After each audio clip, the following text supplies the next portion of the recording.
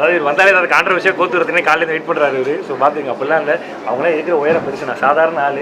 So அப்படிலாம் இல்லை. ஏன்னா நீங்கள் அண்ணா எங்களை பார்த்து சொல்லிட்டு கேட்குறீங்க, நீங்கள் பார்த்துக்கலான்னு தெரியல. லாகோ லான்ஸ் வந்து டிவிக்கில் இணைங்கிற மாதிரியும் அவங்க ஒரு கட்சி போஸ்ட் தர மாதிரியும் ஒரு பதவியில் போய் உட்கார மாதிரி சொல்லியிருக்காங்க. அவர் கூட நிறைய பயணம் பண்ணுறீங்க. ஸோ அவர் தொடர்ச்சியாக அவர் டிவிக்கில் பயணம் பண்ணால் கூட பயணம் பண்ணுவீங்களா? ஆனால் நமக்கு ஓப்பனாக சொல்லலாம், நமக்கு அரசியல் அறிவு கிடையாதுங்க, நமக்கு அரசியலுக்கு வர இன்ட்ரெஸ்ட்டும் கிடையாதுங்க, நம்ம அவ்வளோ பெரிய ஆளும் கிடையாதுங்க. நம்மளால் முடிஞ்சது கடைசி வரைக்கும் நம்ம சம்பாதிக்கிறதுல உதவி செஞ்சுட்டே இருக்கணும். ஸோ அதுதான் நான் பண்ணுறேன். இதுக்கப்புறம் அதை மட்டும் தான் பண்ணுவேன். ஒருவேளை திருச்சி தொகுதி காலியாக இருக்குது, போறீங்கன்னு கேள்விப்பட்டோம் ஐயா. ஒருவேளை பாலா நீ உதவிலாம் செஞ்சுட்டு இருக்க, இப்படி நீ அரசியலில் வந்தால் இன்னும் பெரிய அளவுக்கு செய்வேன்னு சொன்னால் விஜய் சார் கூப்பிட்டு ஒரு நில்லு பாலானா நிற்கிறதுக்கான வாய்ப்பு இருக்குமா? இல்லைண்ணா, நமக்கு அரசியல் நோக்கம் கிடையாதுண்ணா. நான் நிறையா இடத்துல சொல்லிட்டேன். கடைசி வரைக்கும் நம்ம சம்பாதிக்க வச்சுட்டு நம்மளால் முடிஞ்ச உதவிகள் செய்ய மட்டும் தான் நம்ம நோக்கம். ஸோ அது நோக்கி தான் பயணம். அவ்வளோ பெரிய யாரும் இல்லை. கூட சமீபத்தில் வந்து ஒரு 2 வாரத்துக்கு முன்னாடி பட்டினி தினம் வந்து உணவு வந்து மக்களுக்கு எவ்வளோ முக்கியம், ரொம்ப முக்கியம். உணவு வந்து ஏன்னா நிறைய பேர் ஹோட்டலுக்கு போகிறோம், சாப்பாடே இல்லாதவங்களா இருக்காங்க, ஆனால் பாதி வச்சுட்டு அப்படியே எடுத்து போகிறோம். இதெல்லாம் பார்க்கணும். அந்த மாதிரி இருக்கக்கூடிய நபர்களுக்கு என்ன சொல்லுறது? அறிவுரை சொல்கிறவங்க நான் பெரிய ஆள் கிடையாது. உண்மையாக சொல்லணும்னா சாப்பாடு ஒருவேளை சாப்பாடுக்கே கஷ்டப்படுறவங்க இன்னும் நிறைய பேர் இருக்காங்க. ஸோ அது இதை பார்த்துட்டு எல்லாருமே வந்து நிறைய பேர் அவ்வளோ உதவி செஞ்சுட்டு தான் இருக்காங்க. ஒரு பர்த்டே வரதுனால நான் எல்லாருக்குமே எல்லாரும் சாப்பாடு வாங்கி கொடுத்துட்டு தான் இருக்காங்க. ஸோ அவங்களுக்கு நான் சொல்கிற அளவுக்கு ஒன்றும் இல்லை, அவங்க தான் எல்லாரும் நமக்கு அட்வைஸ் பண்ணுவோம். ஸோ ஆனால் அரசியல் கொஸ்டின் வேணாம் நீங்கள், ஆனால் இது கண்டிப்பாக கேட்காம இருக்க முடியாது. நீங்கள் ஸ்போர்ட்ஸ் படம் பண்ணுறீங்க. இப்போ ஸ்போர்ட்ஸ் மினிஸ்டர் என்ன சொன்னாருன்னா, விவசாயத்தை விட ஸ்போர்ட்ஸ் தான் வந்து முக்கியத்துவம் இருக்கணும், அதான் கஷ்டம்னு சொல்லியிருக்காரு. நீங்கள் ஸ்போர்ட்ஸ் படம் பண்ணுறீங்க, ஒரு ட்ரைனராக ஆகும்போது என்ன உங்களுக்கு தோணுது? அந்த அவரோட இது கேள்வி பதில் புரியல. ஸ்போர்ட்ஸ் மினிஸ்டர் என்ன சொல்லியிருக்காருன்னா, விளையாட்டை விட சரி விவசாயத்தை விட விளையாட்டு தான் ரொம்ப கடினமாக இருக்குன்னு சொல்லிட்டு ஒரு விஷயம் சொல்லியிருக்காரு. அது நீங்கள் எப்படி பார்க்குறீங்க? விவசாயம் தான் இல்லை, என்னன்னா நீங்கள் ஸ்போர்ட்ஸ் படம் பண்ணுறீங்க. அதனால் ஓகே, அவங்க என்ன சொன்னாங்கன்னு தெரியல. என்னை பொறுத்தவரை விவசாயம் தான் ஃபஸ்ட்டுன்னு. நம்மளை பொறுத்தவரை என்னை பொறுத்தவரை விவசாயம் தான் ஃபஸ்ட்டு. ஏன்னா நாங்களே பேசிக்காக ஃபார்மர் ஃபேமிலி தான். ஸோ எங்கள் தாத்தா எல்லாமே ஃபார்மர் தான். ஸோ நம்ம பொறுத்தவரை விவசாயம் தானே ஃபஸ்ட்டு.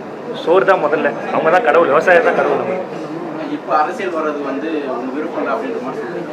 வருங்காலத்தில் விஜய் அவர்கள் மாதிரி வளர்ந்துட்டீங்கன்னா அரசியல் வர்றதுக்கு வாய்ப்பு இருக்குமா? அண்ணா நம்ம அவ்வளோ பெரிய ஆள் இல்லைண்ணா. நம்ம கடைசி வரைக்கும் நம்ம வளர்ந்த பிறகு தான் கேட்குறேன். வளர்ந்த பிறகு ஒரு இல்லைண்ணா இப்போ என்ன மைண்ட் செட் என்னன்னா, நம்ம சம்பாதிக்கிறதுல கடைசி வரைக்கும் உதவி மட்டும் செஞ்சுட்டே இருக்கணும். ஏன்னா நான் இங்கே உட்காந்துருக்கேன், தமிழ் மக்கள் பட பிச்சைனால நான் இங்கே உட்காந்துருக்கேன். கடைசி வரைக்கும் அவங்களுக்கு நன்றி விடணும் இருக்கும். அவ்வளோதானே.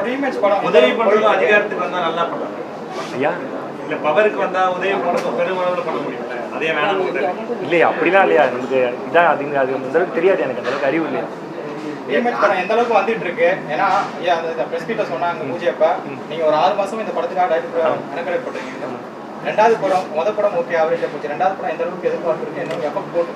கண்டிப்பாக அதுக்கு தான் 6-7 மாதம் 8-9 மாதமாக உட்காந்து எஃபர்ட் போட்டு தான் வேலை செஞ்சுட்டு இருக்கோம். கண்டிப்பாக அது ஒரு சூப்பரான ஒரு படமாக இருக்கும். ஸோ நீங்கள் எல்லாரும் சப்போர்ட் பண்ணி அதை எடுத்துகிட்டு போகணும். பாலா வந்து எடுத்தோடனே என்ன கணக்கு சொல்லுவாங்க, நீங்கள் காந்தி கணக்கு போட்டு இப்போ இருக்க படத்தில் எந்த கணக்கில் போட்டு வந்து எந்த அளவுக்கு இருக்கும்? எனக்கு என்ன கணக்கு தான் இல்லை, இருக்குமா? மணிக்கணக்காக நீங்கள் கேள்வி கேட்குறீங்க. அந்த கணக்கு தான் எனக்கு என்ன கணக்குன்னு புரியல. ஏன்னா நீங்கள் முதல் படத்துக்கு ஹீரோயின் வந்து ரொம்ப நான் பண்ண மாட்டேன் அப்படின்னு நிறைய ரிஜெக்ட் பண்ண சொன்னாங்க. இந்த படத்துக்கு ஹீரோயினோட தேர்வு எந்த அளவுக்கு இருந்துச்சு? அதெல்லாம் பிரச்சனை, அதெல்லாம் அவங்களே பார்த்துக்கிட்டாங்க. நடிக்க கூப்பிட்டாங்க, நடிச்சுட்டு நானே வந்துட்டேன். எல்லாமே அவங்களே பார்த்துக்கிட்டாங்க. மறுபடி ஸ்கிரிப்ட் மற்ற விஷயங்கள் அந்த ரெடியாக வரது கொண்டதான் நான் பார்த்துக்கிட்டேன். கேஸ்டிங் மற்ற எல்லா பிரச்சனையும் அவங்களே பார்த்துக்கிட்டேன். ஒர்க் அவுட் பண்ணுறேன்னு சொல்கிறாங்க. காலையில் எப்போ எழுந்துக்கிறேன், எப்போ தூங்குறீங்க? டெய்லி காலையில் எழுந்துருவேன், ஒர்க் அவுட் பண்ணுவேன், அப்புறம் வேலையை பார்க்க போகிறது. ஸோ அப்படி தானே டெய்லி காலையில். இப்போ நைட்டு லேட்டாக தூங்கினா காலைல அது டைம் மாறி மாறி தான் எந்திரிக்கிறதுங்க. ராகுல் லான்ஸ்கிட்ட பேசுறீங்களா ஏதாவது நடுவில்? இல்லை, அண்ணன் பேசணுங்க. அண்ணன் இப்போ ஷூட்டிங்கில் பிஸியாக இருக்காங்க. ஸோ அண்ணன்ட்ட நம்ம அண்ணன் பிஸியாக இருக்காங்க. கண்டிப்பாக கல்யாண விருந்து எனக்கு எப்போ சொல்கிறாங்களோ அந்த பொண்ணு வீட்டில் உடனே அண்ணனுக்கு தான் கூப்பிட்டு தலைவாழை விருந்து வைக்கிறேன். பார்க்கும் நிறைய பேர், நிறைய ஆடியன்ஸ் வந்து உங்களை வந்து விரும்புவாங்க. ஏன் உங்களை பார்க்கும் நிறைய பேர் நீங்கள் பார்த்து கமெண்ட்லேயே பாலா ஏன் கூட மாட்டீங்கன்ட்டு இப்போ வந்து ஏன் வரதில்லை? ஒரு வேளை கூப்பிட்டா போவீங்களா, நீங்களே போவீங்களா? இல்லைண்ணே, சும்மா சீக்கிரம் தான் போவீங்க. இனிமேல் அப்படிலாம் இல்லைண்ணே, அதெல்லாம் இல்லைண்ணே. 3 சீசன் பண்ணிட்டாச்சு, வேறு ஏதாவது பண்ணலாமே, ட்ரை பண்ணி பார்க்கலாமே சொல்லிட்டு தான் அப்படி பண்ணிருக்கேன். ரசிகர் ரொம்ப எதிர்பார்க்குறாங்க. அதுக்காக கண்டிப்பாக நான் ரசிக்கிறேன். வந்து ஒரு லட்சம் ரெண்டு படம் வந்து 2 நாள் முன்னாடி வந்து பெரிய ஒரு டைரக்டர் கர்நாடகாவுடைய ஸ்டேட் அவார்டு வாங்க அவருடைய படம் வரப்போகுது.